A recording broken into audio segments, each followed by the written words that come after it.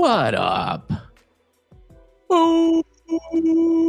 Damn, I am so excited to be here. Ford, welcome to the show. Sorry I am late. That is my fault. But how you doing, brother? Doing absolutely fantastic because I'm here on Mikey G's stream. Oh. I appreciate it, man. You are this is my favorite part. We're talking about this, but you're mysterious today, man. The lighting is making you real mysterious. Gives you a little mystique. So I'm excited about how this is gonna unfold because we are on a campfire, like I told you. What do you have in your hand, by the way? Are you drinking wine? Nothing. Are you drinking in our virtual campfire setting? Are you drinking wine? You drinking beer? You drinking water? You drinking soda? What are you doing? No, honestly, I don't drink. I mean alcohol. So I guess just water. Perfect. And Coke Zero. Oh, at least you said Coke. I am a Diet Coke or Diet Mountain Dew guy, but I just am excited that you said Coke instead of Pepsi because I think Pepsi is atrocious. I'm sorry, all Pepsi Finally, drinkers. someone said it. Finally. Wow. It's so bad. I don't know why people drink that. I would be good if Pepsi just got rid of everything they ever made except for Diet Mountain Dew. So true. And I think we just became friends. That's how it works. See, we kicked it off already. I'm telling you, brother. This is going to be a beautiful experience. It's beautiful. Okay, man. So real quick before we dive into the great question, a little bit about me. I'm talking to a ton of people in the back end about coming on the show. Bunch of abstract people. One of the people that I'm really excited that we're going to set a time is Voxel Queen. I'm really excited to get to know her, come on the show. She's been amazing. She's been super busy though, but she's going to be coming on the show shortly. And then I'm also talking to just some other bigger partners to try to figure out how we can integrate my content and my brand into their streamline.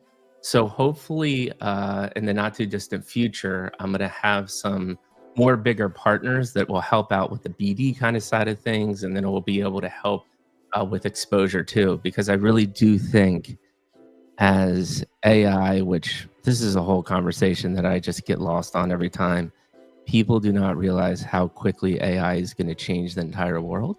I'm saying 2 years or less. And when this does happen, what we're doing here on this show, I started this mission and I saw this all happening a long time ago. You know, the mission here is to bring back the lost art of genuine human connection. It is to deeply connect with people. It's one of the only things that humans will have left. And then obviously as we create super intelligence, it's going to be a wild world. But I'm here to do that. And I think it's important. And if you resonate with that message, please, please, please, we already have a bunch of people watching. Retweet, like, do all of those things. And if you're listening to this on Spotify in the future, leave a comment, leave a follow, do all those things. That's my obligatory retweet comment thing. I might do that a couple times throughout the show. But with that being said, we've got my man Ford. And you really were deeply within the gaming ecosystem, correct? And then you got into, can you describe your type of artwork? Because I actually, when you wrote this, I never even really heard of it before, but it was neo rubber hose style. So where does that come from? And that's 1930s kind of vintage cartoons. But is there a famous one that I like? Is that's not Mickey Mouse, or is it Mickey Mouse era? Well, it is. Rubber hose style is pretty much the style of 1930s cartoons, right? It's called rubber hose. I mean, pretty simple because the limbs, they bend like rubber hose. That's the name. Like everything is like cartoony, bouncy, morphine. Like you can have a frog morph into like a train or whatever, like weird stuff, right? And then I call it neo rubber hose. That's actually a term that our COO, Maha, came up with. I'm like, wait, that's perfect. Because neo means new, and it means new rubber hose. Because I don't draw frame by frame, right? Like they did back in the day on like they had like those animators tables and everything. Yeah. I don't do that. I have After Effects. I have a bunch of shapes. keyframes, Right. and like I don't really um, have to draw anything. I literally use my mouth. Right. Animate, Right. Yeah. So that is why it's Neo, because modern techniques, and yeah. Yeah, no, that makes sense. And then you were in the game development industry for a couple years, and then you went Web3 full time. So that's a little bit about you. But one of my favorite things is I prepped you for a fact that probably most people don't know about yourself. So I would love to hear this, man. Fun fact. I was going to say that I've been drinking Coke Zero for the past 10 years, like every single day. Wow. That's a lot. Now, how many? Like at least 1 liter. Wow. You you drinking some Coke Zero. Did it surprise you? Yeah, I just really like it. I mean, there's no sugar. I can just drink it, like infinitely, and it tastes good. Dude, right? Coke Zero is damn good. I don't know why, but I prefer Diet Coke a little bit. It's funny that we actually talked about this. No. Wait, not diet. It's 0 sugar, aspartame. Oh, that's why the flavor is a little bit different, right? Yes, it is different, and I prefer it more than sugar. Right. And so here's one thing that I have to warn you, though, bro. Okay. I suffer from kidney stones. Now, a lot of this does come hereditary. There's a lot of these things can be part hereditary and then part lifestyle. I will tell you this. Cokes and sodas ain't great for the kidney stone because they actually dehydrate you. So you're good with a liter of Coke Zero, bro, but you better start pounding that water, man. No, listen, I didn't finish. For 1 liter of Coke, I drink 2 liters of water. I drink a lot of liquid. Okay. And more water than Coke. All right. So as long as you're pounding more water than Coke, you're going in the right direction. But I am still saying there's a small chance, and I will tell you this, bro. The kidney stone is not a fun place to be. Just a little warning. Keep on drinking. Okay. Twice 2x water for 1x Diet Coke. Coke Zero, you're gonna be good. But dude, thank you for sharing that. And we're here. We're here already.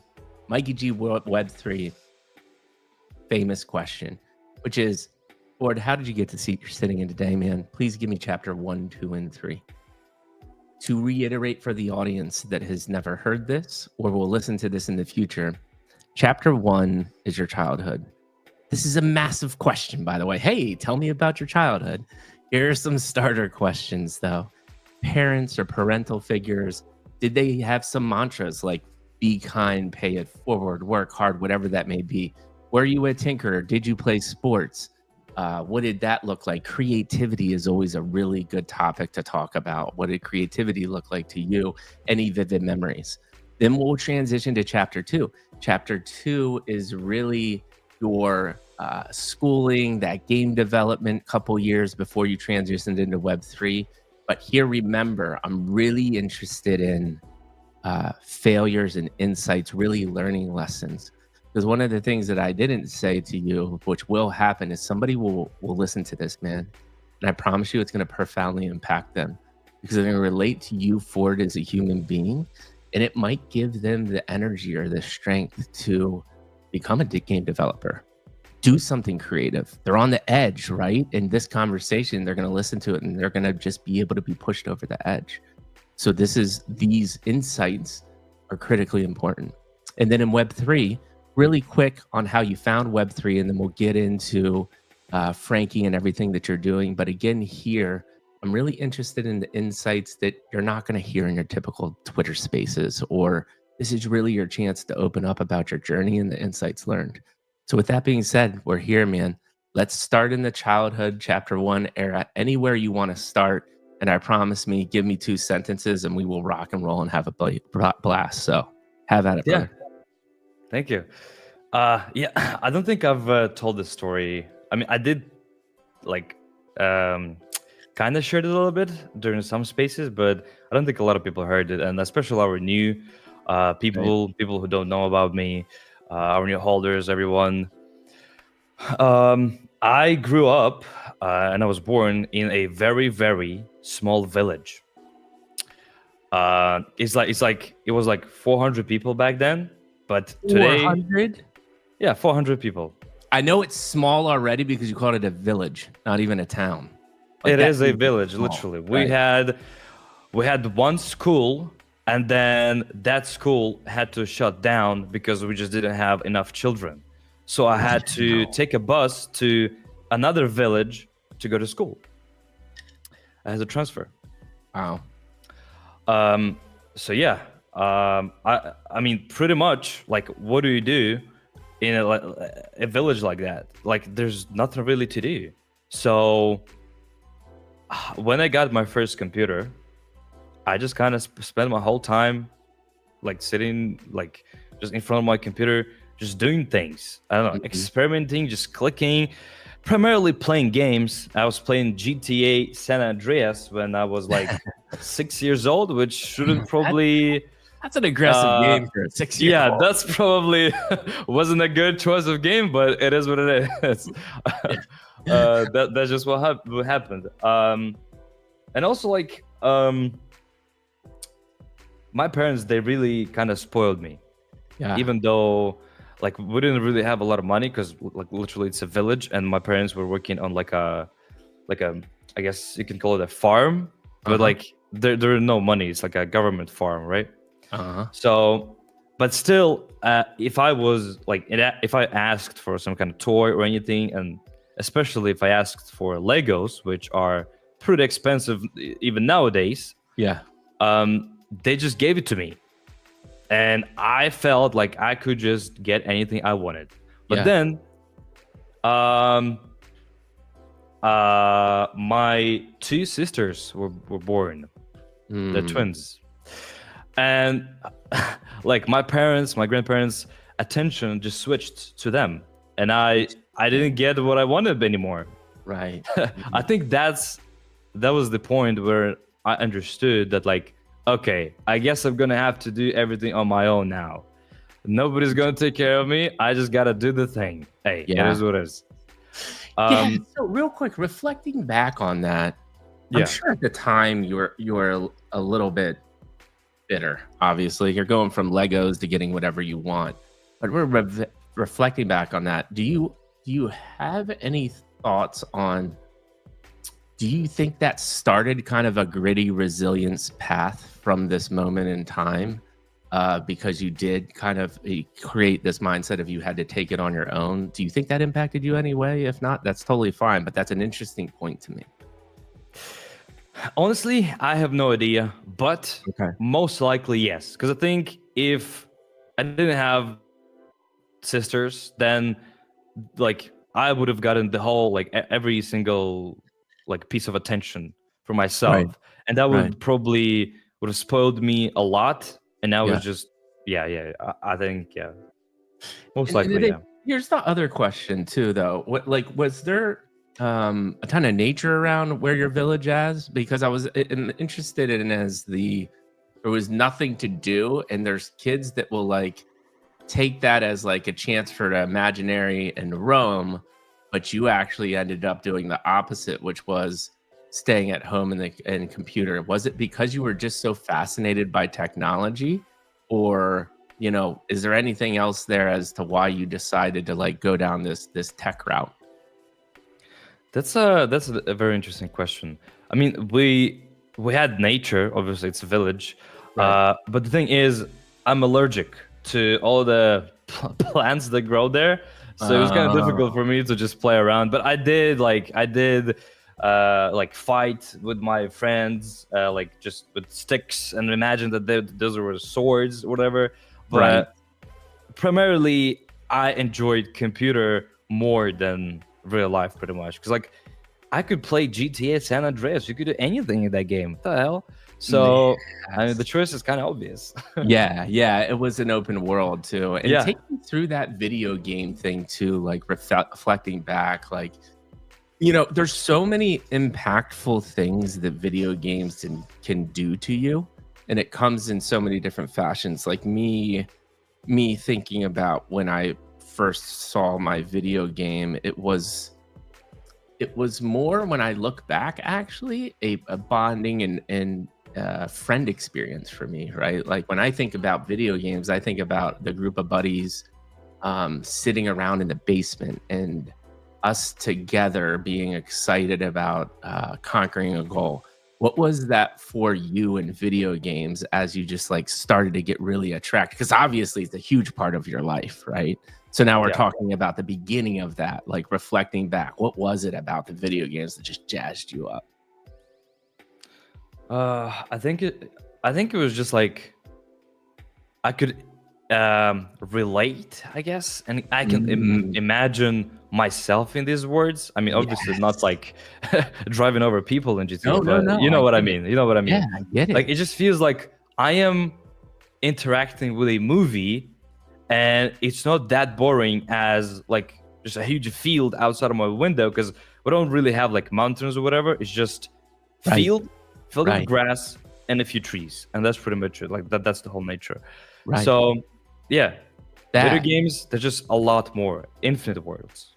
I'm really glad that you brought this up, because this theme actually comes up a lot, believe it or not, which is you're starting at a really young age to figure out how to visualize, right? And you're imagining, and this imagination is such a critical thing for creativity, which then again, you've obviously stretched through, right? You've created brand new games, you've created an IP. Talk to me about creativity in general to you. Like how would you describe creativity? Because I think it comes in many different fashions. And how do you exercise that creative muscle? I'm really interested in that, because it seems like this imagination stuff was starting at a really young age too, which is a super fascinating topic. Honestly, I always thought that like imagination is just a muscle. If you just try to imagine and you keep trying, you're just gonna train that muscle and you'll become better at it. It's just like I did like drawing at school, but I wasn't really very good at it. Like I couldn't really draw. Like I started to learn how to draw pretty much when I started Frankie. Like I'll be honest, and I'll talk about that later. But yeah, it's just a muscle. I just kind of, honestly, I liked to figure out like complicated things, like how, let's say, here's an example from my childhood. My grandpa, he purchased me like a helicopter, like a little toy, right? And the helicopter, it was like transparent, and you could see a lot of gears inside, right? And instead of playing with that helicopter, I told him, break it so I can explore and see how it works, how it spins, how it like, you know? Beautiful, like, man. The structure of it. Insight. Yes. And this is something that comes up a lot with entrepreneurs like yourself. And and this is why I love doing this, man, because you're totally different context, right? Like you're in a really small village. You're still somehow getting some cool things, but your mindset goes to two things that in these muscles are critically important for entrepreneurs. I don't think people talk enough about how critical imagination and creativity is for an entrepreneur, because you're literally presented with hundreds of new problems on a daily basis, right? And like, how do you solve that? And you're already telling us like, not many kids are like getting a toy and not playing with it, and they want to break it because they want to see how it works. And so these are the insights that I'm super fascinated and interested in. And the other insight that you said that I think people don't talk enough about too is the concept of imagination and creativity. You hit the nail on the head. I totally agree with this. That is, people think of these things of like, oh, that person is creative, like by nature. And if I'm not that way, I can't be creative. It is a muscle, man. It is absolutely a muscle. And so what you were doing from this young age is you were working it. And I would encourage anybody that says they're not creative to start trying to work that muscle. Now, the question is, how do you do it? Because everybody has different likes. But those whole sentiments about the muscles and the insights that I just said, any further thoughts on that? I see a lot of shaking the head. Yes. Anything else to add to that? Yeah. I mean, if you want to make your imagination better, your creativity, all you need to do is to just keep trying over and over and over again. And eventually you'll start become better and better and better. And then you're going to look back and compare yourself to your previous self, and you'll see your progression. You just got to keep doing the thing. Yeah. And so as you were this young age, right? It's video games. How else do you think, reflecting and looking back, that you continue to build this muscle? Like what were these creative and imagination muscles, and how are you doing that? Definitely a bunch of Legos. Ooh. I could spend hours just building Legos, and I had like multiple different sets. But what I did, obviously I built them, and then I just destroyed them, and I just took multiple sets and I assembled them in one big pile, and then started creating something of my own like huge buildings, my own like robots or whatever. Because some of the like huge sets, so for example, I wanted the Star Wars set so bad you cannot even imagine. And it didn't sell it in our village. I mean, obviously, it was just like small things.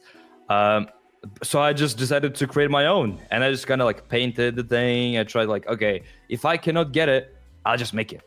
Yes. And this is, you know what I heard you say?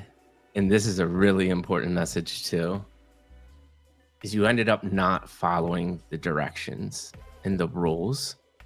And I think there's a lot of people that get so caught up in being in this perfect box and following the rules perfectly. I'm not saying go murder people or do something crazy, right? Like, don't break the law just to break the law.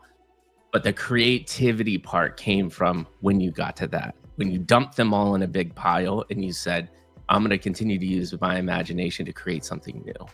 And that, as an entrepreneur, is something that you really have to deal with all the time. But I just love the theme of this conversation, which is no one's going to get good at anything. That 10,000 hour rule, I don't know if you've heard about that. But if you do, something for 10,000 hours, you become a professional. It really resonates true. Whether the 10,000 hours is the number, the point is you need to do these things time and time again and ingrain it within your life, right? And, and I was talking about this yesterday, self-serving to me, what makes me effective at what I do here is being able to have reference points and talking points based off previous conversations. So every time I do this, I'm actually going to school and honing my skill set. And I've now done this hundreds of times. And I've become very good at it because of that repetition and the reference points I have now. So that's just the way it's manifested myself. Dude, fascinating conversation already. One other thing that I want to give you a chance to, and you don't have to, you did mention your parents, and I was interested in what I heard when you said was they didn't make a lot of, because I had this too, right? And I don't understand, and I probably still couldn't explain it. My mom worked at home and my dad was a mailman. So like he delivered mail, he didn't make a ton of money. But I always felt like I had everything I needed, right? Like I got a Nintendo when it came out and a Sega when it came out.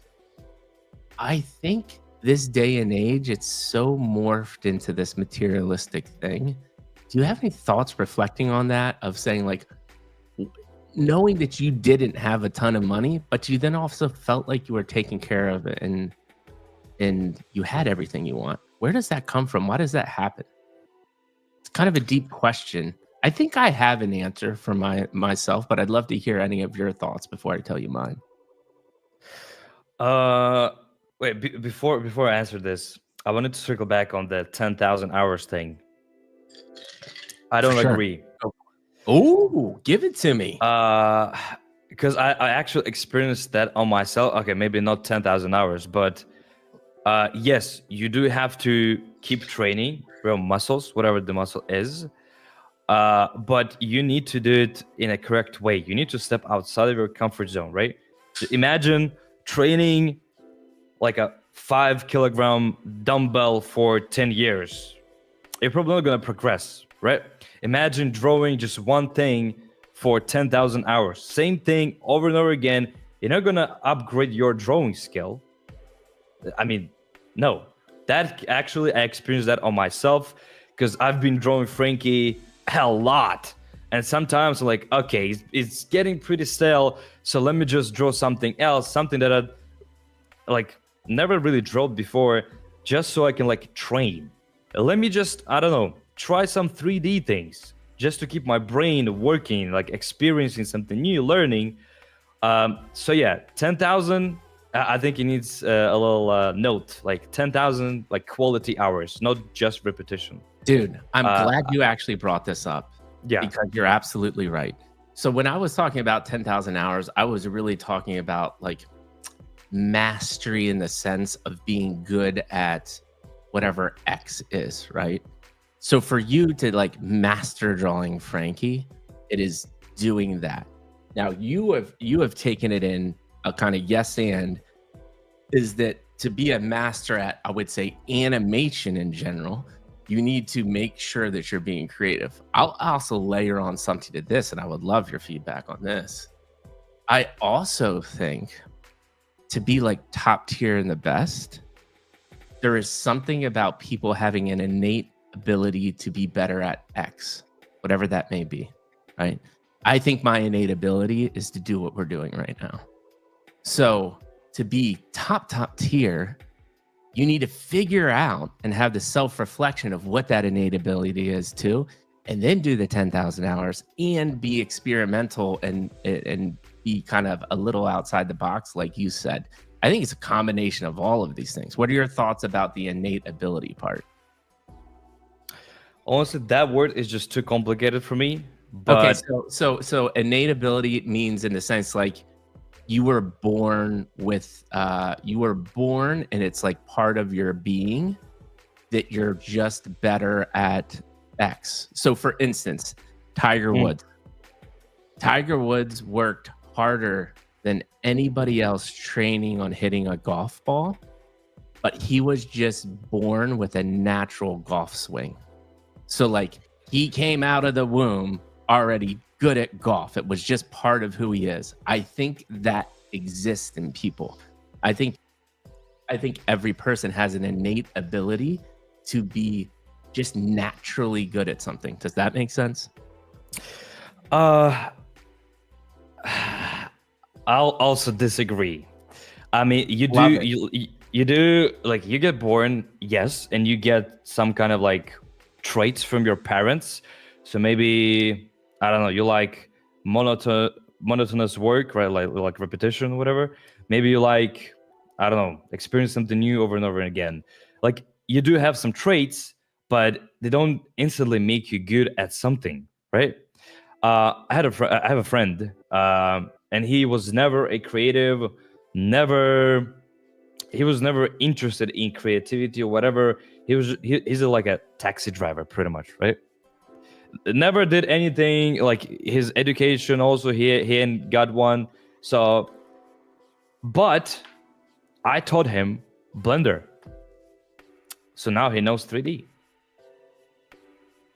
But he wasn't really curious, or he didn't have any traits that will like say like tell you that he is a creative person. He could do this and that, draw or whatever, like imagination. He didn't really have one. Like he didn't like draw as a kid. He was like playing. He was actually playing hockey. He was like a sports guy, but now he knows 3D. Yeah. He's gonna learn. I think there's instances like that, but I would also I would push back and say you almost kind of proved my point, right? Like the point that I was making is there is a person like that just didn't even know Blender or wasn't interested in that, didn't ever think that he could be good at that. And then he picked Blender up and it clicked, right? And where does that come from? I think that could come from it's just part of your being. You have a natural ability to be a little bit better at something than something else. And that's kind of what I'm getting at. But I think it's a fascinating topic because you could go the other way and just say, no, I think it all just comes from blood, sweat, and tears. I think the people that are the best, the greatest of all time are working blood, sweat, and tears, but just have a little bit of that it factor inside their body that is they're fit for that, you know, whether it be, and it could be physical too. Like for instance, Michael Phelps, the greatest swimmer of all time. I think he had just like something on his shoulder blades that physically made him be able to swim a little bit faster than everybody else. Right? Yeah, that's and so a little bit different. Yeah, it's a little bit different, but dude, fascinating conversation. So back to the parent thing, and then we'll go forward into the like you doing the high school and then merging into Web3, which is you felt this abundance of getting everything that you want, knowing that the reality is that you're living in this small village and your parents are not making a lot of money. Why does that happen? I do have a thought on this, I think why that happens. Do you have any thoughts? Well, as a child, I didn't really understood the concept of money. I just really didn't care. I just want the toy and I need to get it. I don't care how difficult it is to make money. I only realized it after when my sisters were born, and like I could clearly see that like, oh, I'm not getting what I want. Plus, we have 2 more children now in our family, and I can just see my parents struggle. And that's why that's when I realized, oh, it's not that easy. You just gotta like actually put in some work to then bring the bread home, right? Mm-hmm. Mm-hmm. Like you gotta do something. Yeah. And so my interpretation of this, and you react to this and then we can move on, is one, I think my parents did an amazing job shielding what reality was and the fact that it was a struggle and they were living paycheck to paycheck. But I think the main thing in my experience that shielded it all was just love, man. It was just the way my mom interacted with us with just pure abundance of joy and making the environment in my house just happy and pleasing. And so when you have this like just extra layer of love and I know I'm being taken care of, a lot of that other stuff fades away and the little things that you do have feel like everything. That's my interpretation. Any thoughts there? I do agree, actually. I do agree. It's just like, it's just difficult to understand. Is it a good thing or bad thing? Like you didn't see the struggle and you didn't understand it. True. Because like you didn't really appreciate it, like, you know, fully. And so I'll tell you this. I'm glad you brought that up. It actually ended up being a really bad thing because there needs to be balance in life. I'm a big believer in balance, right? Yeah. And it was so extreme on almost being like Disneyland because of the love and the joy and everything that when I got older and realized, wow, the world can be a really bad place. Oh yeah. It imploded my mind a little bit, right? Yeah. And so for sure, you're absolutely right. There's consequences to everything. So the question is, how do you balance those? And I don't know. I'm in it right now, right? I want to give my son everything all the time. Yeah. But then I need to balance to be like, dude, you being able to go to Disney once a month and go to the zoo once, every other week and get any toy that you want. Like, this is not how life really works. And this is the difficult thing that you need to navigate as you become a parent and grow. So I'm glad that you push back on that, because it's absolutely true. I don't know how to do. I don't know what the right answer is. And I think that's one of the struggles that we have to deal with throughout life. Balance in anything, right? Like even you, right? The biggest balance as an entrepreneur is, and I would love to talk about this real quick because this is a really good subject. How do you balance work? How do you balance not grinding 14 hours a day? Because burnout is a real thing. And so do you check yourself? Do you go in sprints? Do you intentionally make sure you go out for a walk? What does that look like to you? I am really bad at this, at balancing work and life. But luckily, I have my girlfriend who, at least once every weekend, says, "Okay, we need to touch some grass. I don't care. Let's go." Yeah. I'm like, okay, and we just go out. We just take a walk. I don't taste some food, and it does feel a little bit better. I'm just that kind of person. Like pretty much my whole life, as I said, I was like just sitting in front of my computer, my whole childhood and my whole high school, college, just every single second of my life, I'm just living online. And I'm just kind of used to it. Like I could probably just go like literally 24/7 working. And I think it's just because I love it. I just want to make it big, to make our brand successful, and just to make it huge. It is competition for sure. Like it is my competitive drive, because like I also love competitive games. I always was like, if I see someone in my class doing better, I was like, okay, you know what? I can do better. Boom. Here we go. So I think it's just competition and just the drive. Yeah. And you actually said two really interesting things, and this does kind of transition to episode or chapter 2. Before I get there, we almost have 200 people watching. Everybody that is watching, thank you for the comments and everything. Retweet, get the word out. This has already been a fascinating conversation. We've talked about a lot of really, really interesting things. One of my favorite things so far is just this balance of the 10,000 hours and how you get there and the innate abilities. But we're about to tackle something really interesting, which is passion. I'm so glad that you brought this up. You just love what you do, right? And this is why I balance, like, listen, man, I got a young son. I actually have a full-time job. I'm trying to build 2 to 3 companies. Like I got a lot on my plate, but there's not one time that I get on the other end of this podcast that I'm not like, I absolutely love what I do. Is it just that, or is there something else there?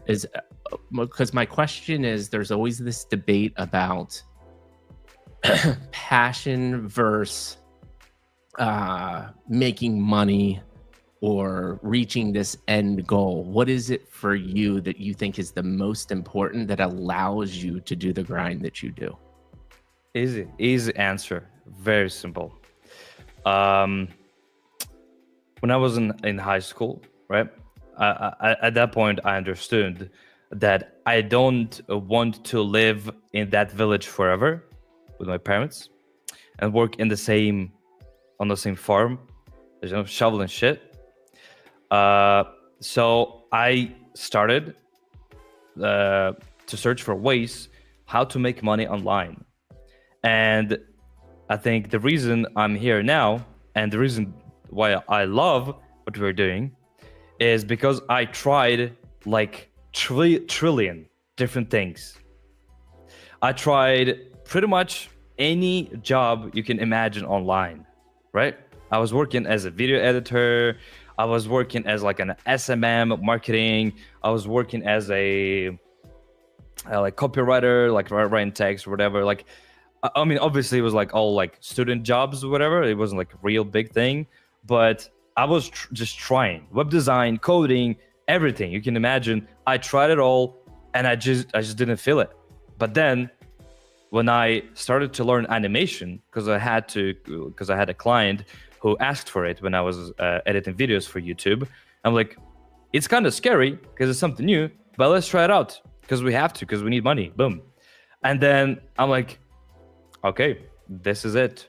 This is it. I just love moving pixels on my screen, and I just love the motion.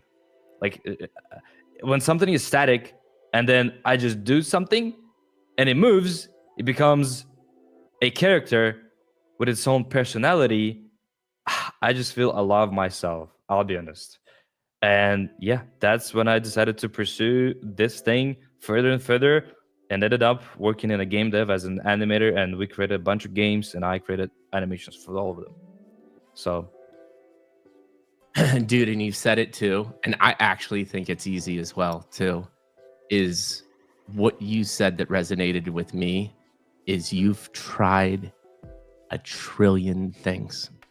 And I think this is, again, this comes up time and time again. And that's what I love what we do here, man. It's like, think about this. You grew up in a small village, completely different life than I had. Like not even close remotely, right? Like there was thousands of people at my high school. And I lived close to DC, the nation's capital, right? Like huge cities and stuff. But we come to the same conclusions. Yeah. And it's because we're all human, man. We all have the same thoughts and anxieties and depressions and desires. And again, like I said in the beginning, your story is just going to resonate with someone to make them realize, like, I can do it too. And listen, I'm not naive to the fact that people are born in really shitty situations and might not ever be able to get out of them. That's another thing that I think about all the time. A white dude from America, man. I already hit the lottery when I just started life. You know, I'm very fortunate of what I have. But at the same time, these principles are really, really important. And that is the bottom line. You just have to get out of your comfort zone and try as many things as possible until you find that. My question to follow up on this, though, is to get through the hard times as you as an entrepreneur, when you do hit that burnout stage and you're really questioning everything that you're doing and should you do something else, for you, what is that? Is it passion that gets you through? What is it that drives you and continues the drive? Because I think that's another thing that people need to understand, because it's a little different for everybody. What is it for you? So burnouts don't happen very often to me, luckily, but sometimes they do. Sometimes you just wake up, you just start doing something and you're like, I just cannot figure it out. It's just impossible. Like I have no idea what to do here. Like zero ideas. Boom. And I just take a quick break, like literally 20 minutes, and I just power through it. That's probably not a healthy way, but it worked for me every single time. And my motto, my how to say it, my the biggest lesson and the biggest phrase and my motto that I live by is just do the thing. Dude, I love that you brought that up too, because I say this all the time. Nike has created the best slogan in the world, which is just do it.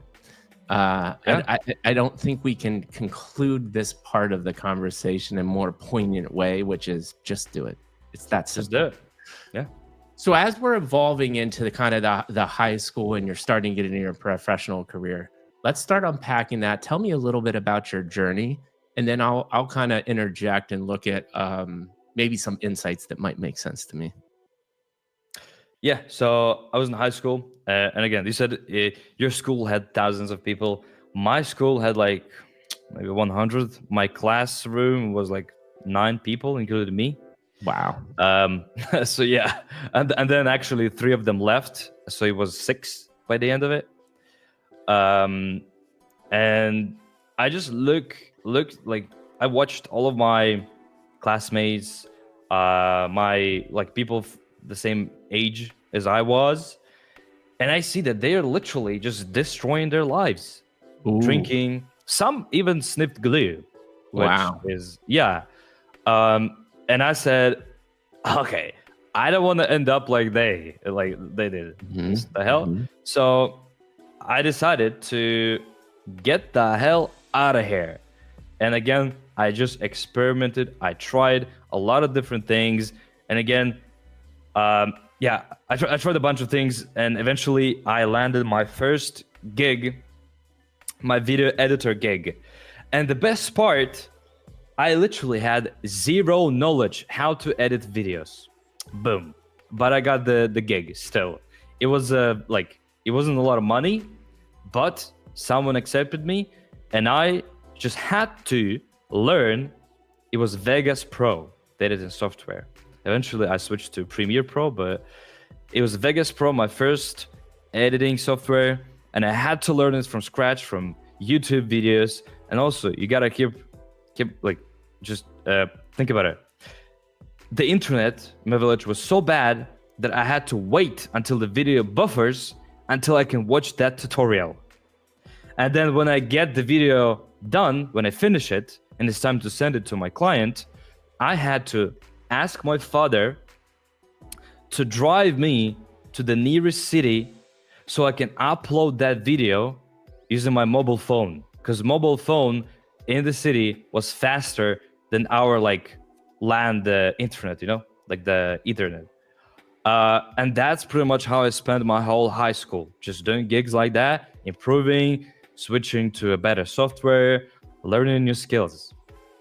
Dude, beautiful insight. There's just one simple question here for me, which is, how do you look at, and I don't know where this comes from, right? Like I look back at, and my example of this is, I saw people doing bad things. My friends were doing crazy shit. Like, there's a new development near me and they're putting axes through the garage doors because they thought it was funny. They're putting axes through hoods of cars because they thought it was funny. I just never could bring myself to do that. And I don't know why. You have a similar moment here where you have a very clear decision. I can start sniffing glue and kind of wasting my life away, or I can do the harder thing, which is drive and upload stuff from my mobile phone. Is there anything there, or was it just part of you that you just why didn't you go the other route is what I'm interested in. It's actually very interesting because those people, I did hang around with them a little bit. But honestly, I think the answer is gaming. Because I had different kinds of friends, because it was literally 10 people to hang out with. So we had to all hang out together. And two of those people were my friends. They were gamers just like me. And so we just were kind of hanging out. And then when the rest of the group just went drinking, whatever, three of us, we went gaming. Dude. And that is interesting. And I think a way to broadly say this is again, you had tried so many things that fortunately you had gotten to a place that you realized you had this passion in gaming. So I think innately, even whether you were thinking about it at the time because you were young, is you were like, well, I could make this choice to do these things, which I know is probably not great for me, or I have this passion and it kept you in there. And I think it just goes back to this universal principle that we've been talking about is diversifying, trying new things. And then a part of this too, and I think for people at this age, or even as an entrepreneur, I think it is, the other thing that I heard you say was you had just different social circles and networks, right? And so having a diverse social network and network of people is super, super critical, because it's going to help you get different points of view. It's another benefit that I get from this podcast, right? I talk to people all over the world. I've literally had a guy on here that grew up in, I think he makes your village look like a city. It was a couple of huts, right? And I don't even think he had electricity, But he made it to America and is an insane entrepreneur. And there was a war-torn country, like war-torn countries, all of these things, right? And I get to learn from them and become my friends. And they give me such a, I could just not get these perspectives anywhere else if I didn't create these connections. Yeah. So that's where I think about too as well. And I see a lot of yeses there. Let's move on, man. Let's get to kind of you, where you're deep in the gaming thing. You're already a passion about it. It's crazy. Just like over 90% of all founders in Web3 are gamers as well too. I think it's because Web3 naturally makes sense for gaming.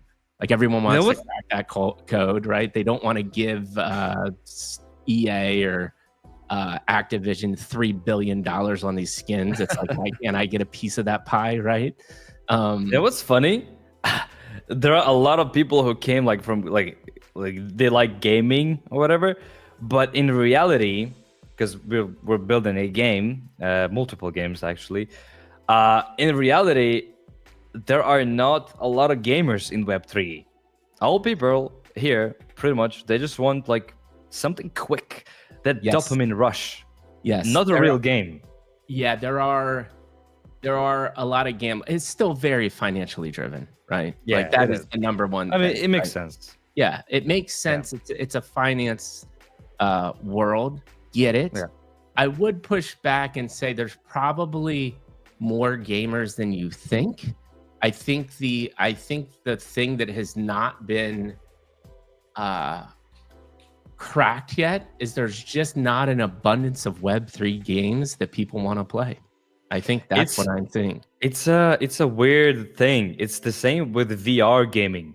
There are not a lot of VR gamers because it's just not a lot of there's just not a lot of content, not enough games for people to play. And there's not a lot of games because there are no players, and it's just a closed circle. So until someone just steps in and says, okay, here's content, boom, then people will start buying the headsets and playing VR. And I think that's how it will be in Web3 too. Yeah, and I think this is, we'll talk about this in a little bit. I have one more question, then we get into Web3, which is, that's ultimately what Abstract's trying to do, right? Like, you just need a couple killer apps for that, just this transition to happen. And I think the main thing too is this whole echo chamber and the crypto Twitter space is the people that are actually using Abstract, the people that are actually active on crypto. It's such a small ecosystem. You have to be able to get outside of it to truly expand. And people talk about this all the time, but like people know this, but like, how is it actually happening? Abstract's trying to do it, but again, if you really look at currently at like the Abstract gaming, it's a lot of the echo chamber crypto Twitter people playing these games, right? So like, how do you get past that? Before we get to Frankie and the evolution of Web3, my last question for you is, you did some gaming development before you went Web3 full time. Yes. Are there any one or two insights there of like critical lessons learned? And this could be in the form of creativity, skill sets gained, leadership, people skills. I'm really interested in those kind of tangible lessons that you could share, and or aha moments you might have had. The first thing that comes to my mind, it's funny, is that if you never been in the industry yourself, you have no idea how games are built. If you think that you're winning or losing in the game, and I'm talking about mobile games right now because that's the games we were creating. If you're winning or losing or doing anything in those games, it's not because you chose to. It's very controlled, pretty much. Very controlled environment. We control how you spend, what do you tap, and how do you interact with anything. It's very smart. It's like people just see the outside game thingy, but it's very deep. Like there is like analysis of what part of the screen is the most like being tapped on. Boom. Yeah. Where do people go when they want to do this and that? And then it becomes easy for you to watch an ad or make an in-app purchase. Yeah. Yeah, and I'm glad that you bring this up, because this is another thing that I think people really need to realize is, and this is back to be successful in anything, especially in business, there is an insane amount of strategy and deep thought that goes into what you're doing to actually create something that almost feels natural and very surface level, which is really ironic, right? It's because when you interact with this thing, right? Like Frankie Go. I've been playing that, every couple days. It seems very clean and simple, right? But in reality, there's a ton that goes into the back end about, like you said, psychology and where do you place the images? What did the images look like? What's the cadence of and statistics of you winning a fight or a treasure chest, showing up? Like, these are all very calculated things. So I appreciate you saying that. And I think that's the other thing that I learned really early on in my professional career is strategy, research, and doing the upfront work is probably the hardest thing and the most critical thing too. The outcome is all a byproduct of how much research and effort you put into the beginning, in my mind. Any thoughts there? Yeah, I agree.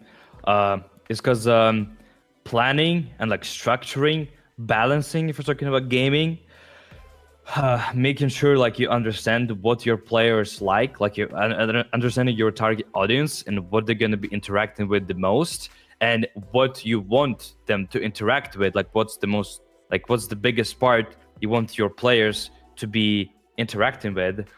You need to understand that before you actually build something, because building something, I mean, it doesn't take much. You just create assets and then you just implement them using same code as other people use, and boom, boom, boom. It's kind of boring, to be honest. The most fun part is planning and thinking and strategizing. We are thinking about that a lot, actually. Yeah. No, absolutely. Analysis and psychology.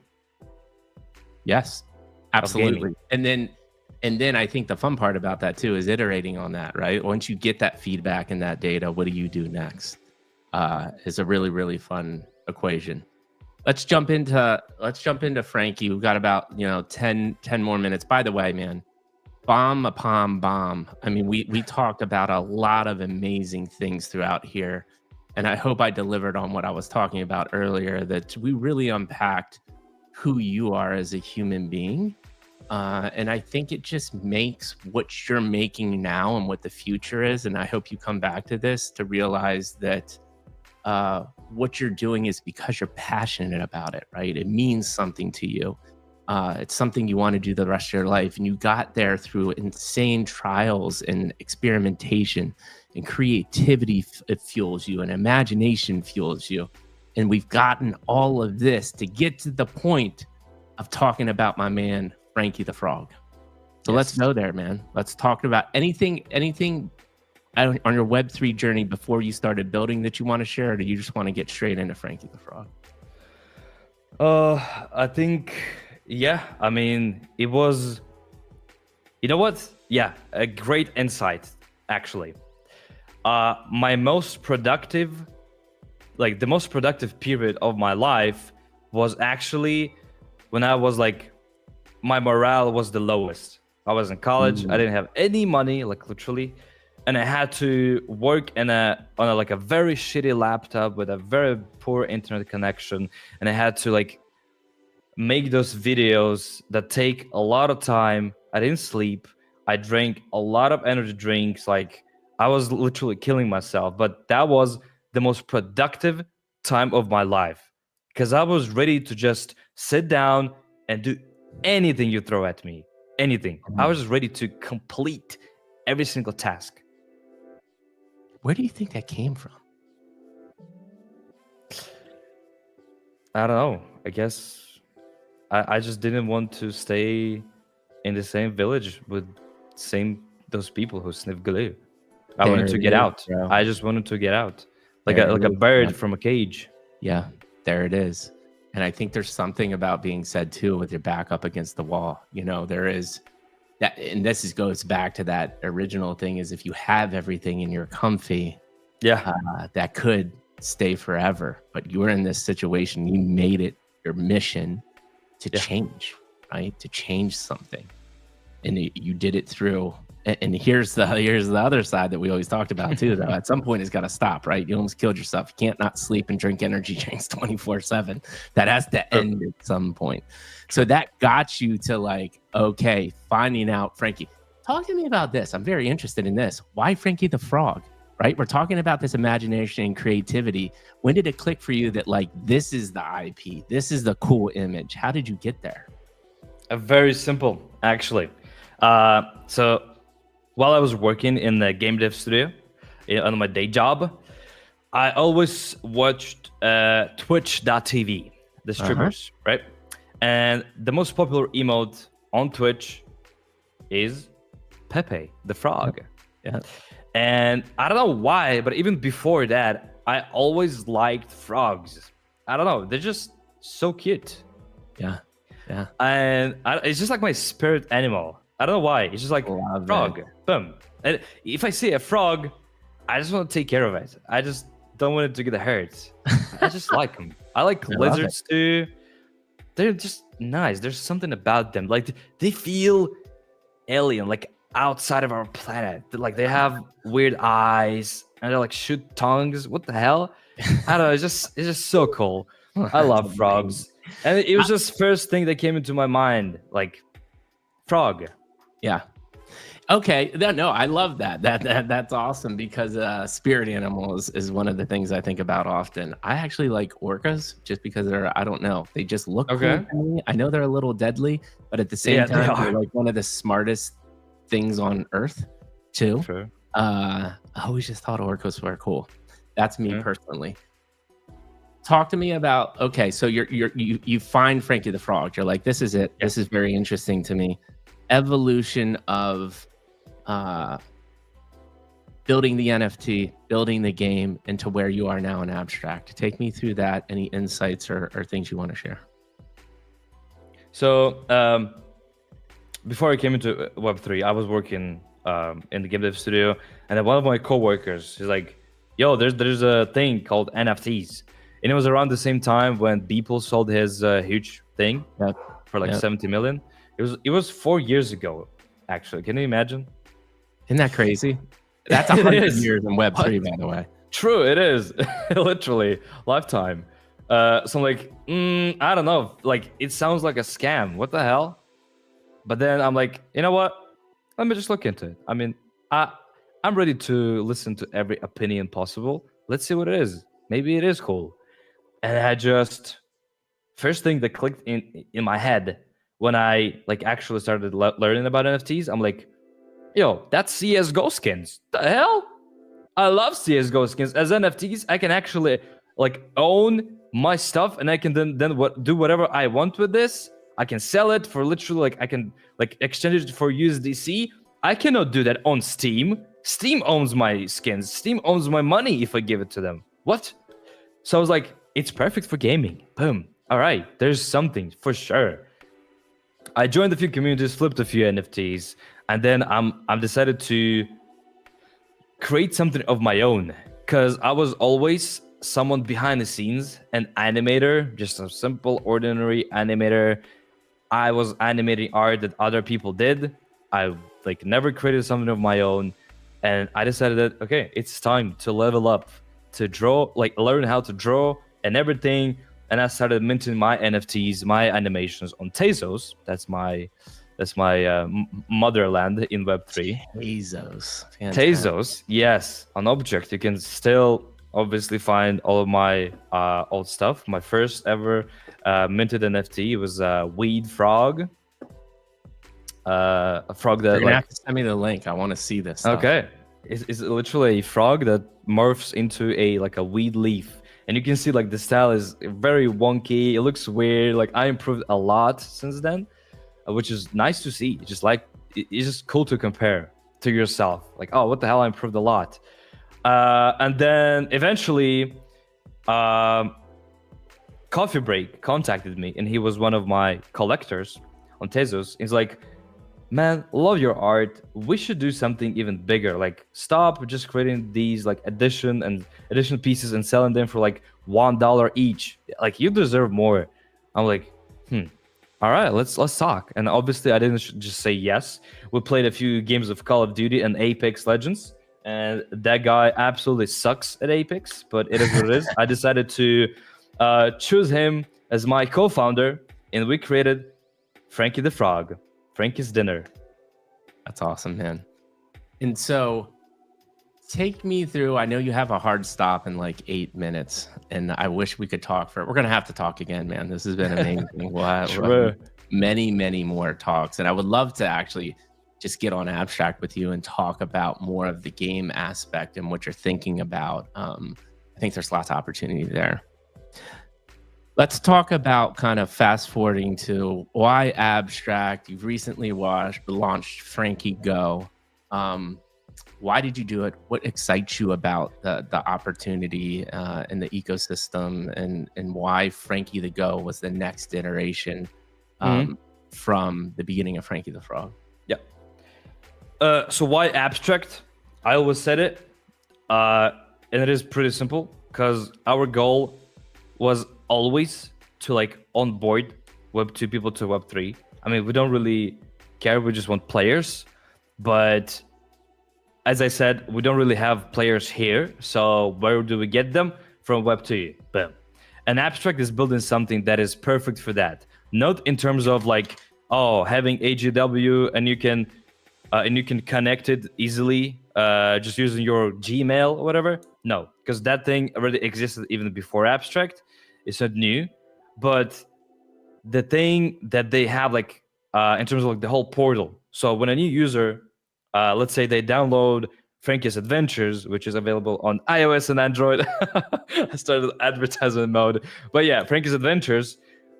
They create their Abstract account very easily, and then they can go look for their Frankie's Adventures skin NFT on Abstract, and then they can stumble upon different streamers that talk about other games in the ecosystem. They can collect badges, and again, collecting is just a cool thing. Like, people love collecting things. I think that they did a good job with that. And when the person comes in, they already know what to do, how to experience. They can ask questions.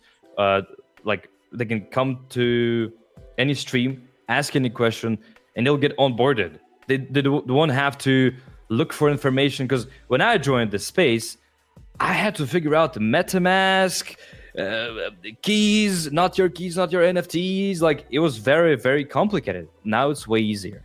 That's why I love it. And also, obviously, because Abstract got a lot of eyes, and we were looking for a chain to put Frankie's Adventures on, because we like that was our plan, to put the game on chain eventually, and that's what we did, and we chose Abstract. And then Frankie's Adventures, we hosted a lot of tournaments. We collabed with a lot of amazing projects. We created a bunch of skins. We gave away a bunch of prizes, like a lot of prizes. And the best part, the game is absolutely free. You don't have to pay anything, and you can win prizes. And the game is family friendly. We already saw a lot of people playing with their kids, and that's the best part. When I get that kind of video of like a father and a kid, like both play Frankie's Adventures, I'm like, okay, this is it. It just kind of makes me emotional, to be honest. So yeah, but as I said again, Web3 doesn't really have a lot of players, like gamers, and marketing to Web2, we're just not there yet, quite there yet, but we will be, and we'll start marketing Frankie's Adventures to Web2, and we're gonna make the game absolutely amazing. We're gonna bring back that nostalgia feeling, because again, Rubber Hose style, nostalgic for fathers and mothers. Endless Runner, Mario, nostalgic, boom. And you just show it to your kid. This is the type of game I was playing. It's not your Fortnite. Boom, look at this. And you can also win me some prizes. So go ahead, play the game. that's what we're thinking. Go ahead. Yeah, and that is why the lack of gamers is the reason we decided to go with Frankie Go. Something with an incentive, something that will promote other projects, not only in terms of like projects on Abstract, right? Because the ecosystem is there. And we will allow people to interact with everything at one place. Something also very simple. Yeah, so it's kind of like the next hub of the next iteration, and then kind of a hub for the Frankie universe. Thinking about the next 3 to 6 months, and then we'll wind down. I have one final question to ask every guest, and then I'll give you my final comments. Next 3 to 6 months, or 6 to 12 months, whatever that time frame looks like that you want to share. What does that look like for you? Obviously, next season of Frankie Go, which will bring a lot of new mechanics, including on-chain assets, upgrades, so a lot of new ways to interact with the game, and finally spend all of your crumbs you collected. There we get go. something in return for that. It's going to be a lot of fun. We're going to bring so the upgrading, it is actually skill based. Not a lot of web3 games you see, especially on Abstract, are skill based. Just a few of them. Right. And Frankie Go, I think it combines the best parts of every like aspect of Web3 abstract gaming. The game is short, right? It's fun to play, and it will be a little bit skill based in one aspect of it. And you will be collecting, you'll be upgrading. It's just gonna be very, very fun. So Frankie Go season 2, obviously, and then season 3, which we're already planning, and then Frankie's Adventures is not going anywhere. We're gonna still continue rolling out new tournaments, new skins for you guys to collect and to play with. And yeah, that's like our 2 biggest focuses. But again, we're also thinking about new apparel, like in real life assets, right? And then collaborating with Web2 brands, because we already have, and we're thinking and talking to other Web2 partners to figure out something, to collaborate on something, to create some kind of a new product together, using our IP, because it just looks good. Yeah, I love the IP, man. I think the animation is great. And I think you said the most important thing is please make something skill-based. Everything here we have now is just straight up randomization. I can't stand it. Let's make some more skill-based, thoughtful, tactical games. And so I'm glad that you're heading that direction. That makes me happy, man. Yeah. Last question, and then my final comments, just another minute or two. Last question. You just spent an hour and 12 minutes on the MikeyG and Web3 podcast.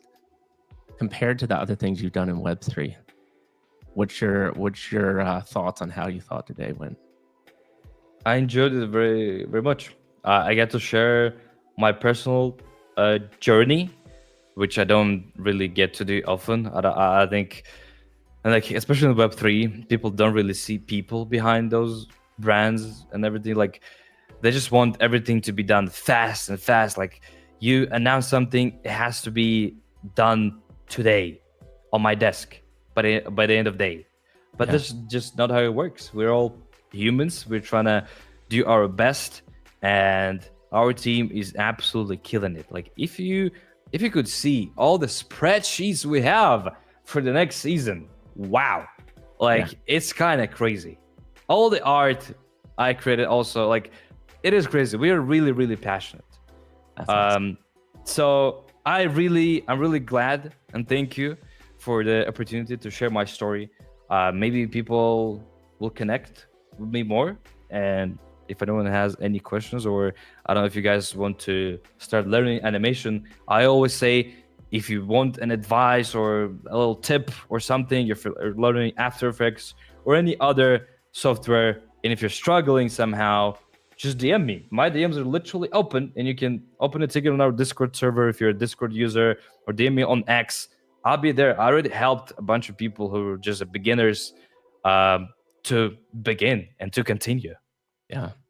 And this rolls in, and thank you, by the way. That's exactly what I'm going for. The fact that you thought that it was more meaningful and that, you got to be a person, I think it's critically important for humanity. Way out wide, web3, right? What we did here today is really important. Yeah. Two, just my final closing comments really quick, man. The thing that stuck with me, I'll just go with one.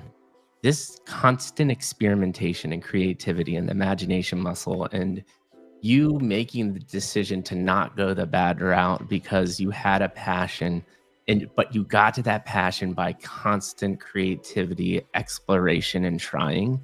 That is it's like one of the most important things that people need to take away from this conversation.